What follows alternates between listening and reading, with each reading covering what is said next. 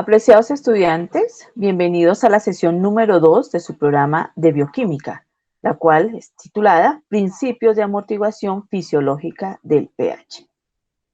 Nosotros estudiantes, todos los seres vivos están constituidos por agua y nosotros, los humanos, estamos constituidos por agua, pero la diferencia se ve entre un hombre y una mujer. Contenido de agua en una mujer es del 60%, mientras que el de un hombre es del 65%. Entonces, ¿de qué estamos, o cómo más bien nuestros órganos, qué cantidad de agua tienen? Entonces, el cerebro tiene un 83%, los riñones también un 83%, los pulmones un 85%, los músculos un 75%, el corazón un 75% y los ojos un 95%. Aquí ya hemos visto qué cantidad de agua contiene o hace parte de estos órganos. Ahora vamos a hablar de las funciones del agua. El agua humedece el oxígeno que respiramos, amortigua las articulaciones, regula la temperatura del cuerpo, remueve los desechos, ayuda a convertir los alimentos en energía y ayuda a llevar nutrientes y oxígeno a las células. Ya habiendo visto cuáles son las funciones y en dónde o en qué proporcionalidad se encuentra el agua en nuestro organismo, vamos a hablar de la molécula de agua.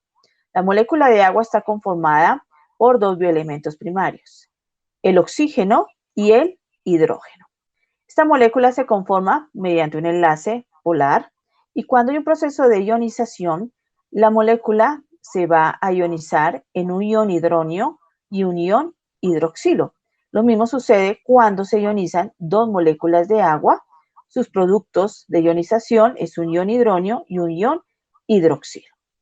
A partir de ello, vamos a hablar de qué es el pH. pH es el grado de acidez o de basicidad de una sustancia, es decir, la concentración de iones hidronio en una solución acuosa. Hablemos de una escala de pH. La escala de pH, como la estoy mostrando acá, va de 0 a 14. Esta escala se conforma de tres regiones. Una región donde encontramos la parte ácida, que va en un pH en un rango de 0 a 6. Encontramos un pH neutro, el cual es en un pH de 7. Y encontramos un pH básico, que va de 8 a 14. Entonces, como nos podemos dar cuenta, cuando hablamos de un pH ácido, aquí quien predomina es la concentración de iones hidronio. Cuando hablamos de un pH básico, quien predomina es la concentración de iones hidroxilo. Y finalmente, cuando hablamos de un pH neutro, vemos una equivalencia tanto por el ion hidronio y el ion hidroxilo. A partir de esto podemos definir qué es un ácido y qué es una base, según la teoría de Bronston y Lowry. Un ácido es una sustancia capaz de ceder protones y generar una base conjugada. Una base es una sustancia capaz de aceptar protones y generar un ácido conjugado. Con esto podemos entonces hablar de una solución amortiguadora. Una solución amortiguadora es un sistema acuoso que tiende a resistir los cambios de pH cuando se agregan pequeñas cantidades de ácido, quiere decir de iones hidronio, o de base, es decir, un exceso de iones hidroxilo. ¿Cómo está conformada una solución amortiguadora? Está conformado por un ácido débil y su base conjugada o viceversa. A partir de esto, entonces podemos hablar de un equilibrio ácido-base. El ion hidrógeno libre en sangre arterial se encuentra en una concentración entre 35 y 45 nanomoles sobre litro, lo que equivale a mantener un pH entre 7,35 y 7,45. Para hablar de un equilibrio ácido-base debemos tener tres parámetros, los cuales trabajan en conjunto. Primero, la concentración de iones hidrógeno. Segundo, la presión arterial de dióxido de carbono. Y tercero, la concentración plasmática del ion bicarbonato.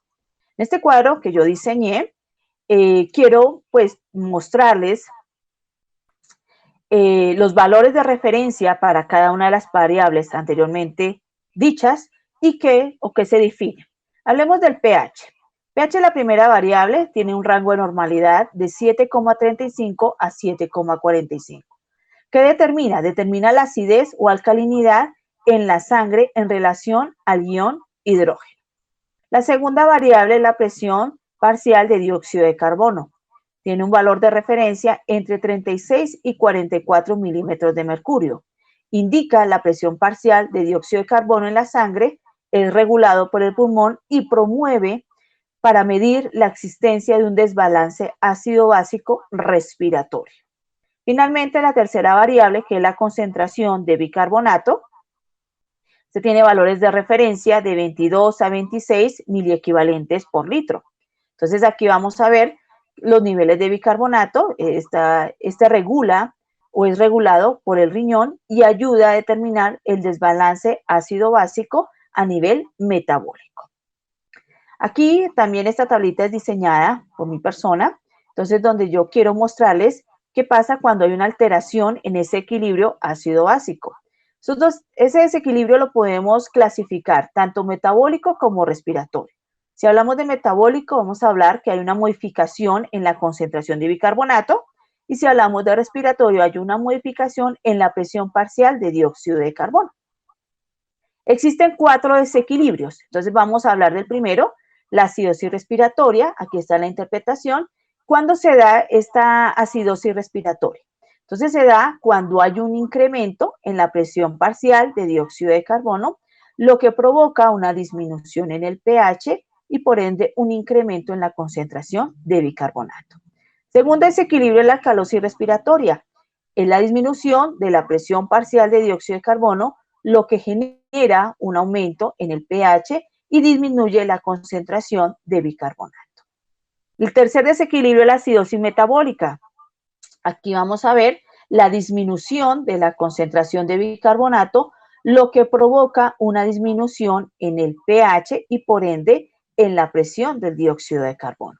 Y finalmente tenemos el cuarto desequilibrio, que es la alcalosis metabólica, donde se muestra el incremento de la concentración de bicarbonato, lo que va a provocar un incremento del pH y de la presión parcial de dióxido de carbono.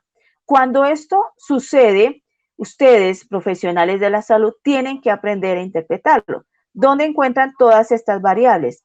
En un análisis que se llama gasometría. Entonces, esa gasometría, ustedes les va a mostrar estas variables, ustedes ya reconocen los valores de referencia y la pueden interpretar cuando su paciente presente algún tipo de desequilibrio. Agradezco la atención prestada. Feliz día para todos. Muy amables.